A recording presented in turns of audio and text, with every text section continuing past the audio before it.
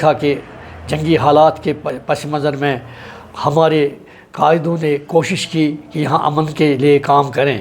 اس کے لیے آج کل کے دور میں لڑائی جھگڑے کے لیے کوئی گنجائش نہیں ہے، لیکن مجھے بڑی پر افسوس طریقے سے کہنا پڑتا ہے کہ آج ہمارے جو یہاں کے سوناواری کے کچھ سیاسی نمائندے اپنی آپس کی لڑائی میں گر پڑے ہیں.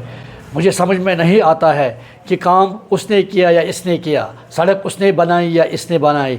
آج کل کے دور میں یہ کوئی معاملہ نہیں ہے.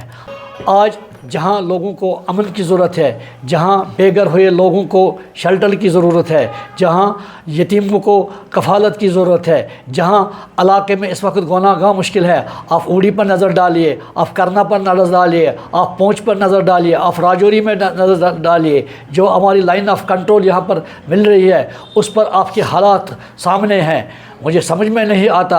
ان ذمہ داروں کو اس وقت کام کرنا چاہیے، ان لوگوں کو نئے طریقے سے ریہیبلیٹیٹ کرنے کے لیے، لیکن یہ اپنے چھوٹے مقصد کے لیے کام کرتے ہیں. انہوں نے صرف لوگوں کا استحصال کرنا سیکھا ہے، چاہے ان کے جذبات ہو، چاہے سیاسی معاملات ہو. مجھے وہ باتیں ہمارے قائد مفتی محمد سعید صاحب کی یاد آتی ہے، جہاں امن پنپے گا وہاں ترقی ضرور ہوگی. اس ترقی کے میدان میں ہم آگے بڑھ رہے ہیں.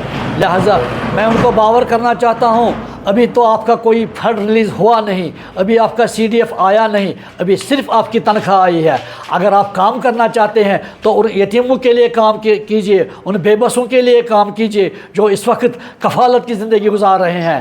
مجھے پر امید ہے کہ آپس کی لڑائی کو چھوڑ کے ایک بڑے مقصد کے لیے کام کریں، تاکہ ہم اپنے آپ کو یہ ثابت کریں کہ انسانیت کا جہاں تک تعلق ہے ہم بھی انسانیت کا جذبہ رکھتے ہیں، ہم بھی اپنے لوگوں کے لیے خدمات کا جذبہ رکھتے ہیں. لہٰذا آپسی لڑائی کو بھولیے، آگے سامنے آ کے ان لوگوں کی ریہیبلیٹیشن میں ہمارا ساتھ دیجیے. جس طرح ہمارے سیاسی ورکوں نے، ہمارے نمائندوں نے پچھلے ایک ہفتے سے یہاں کام کیا. اوڑی کے بہت سے گھرانے یہاں پر آئے تھے سوناواری میں، جن کی کفالت ہمارے قائدوں نے کی. انہوں نے وہاں ان کے ساتھ بیٹھ کے کھانا کھایا، ان کو بھی کھلایا. یہ ایک منفرد طریقہ ہوتا ہے. نہ تمہاری بات چلے گی نہ ہماری بات چلے گی.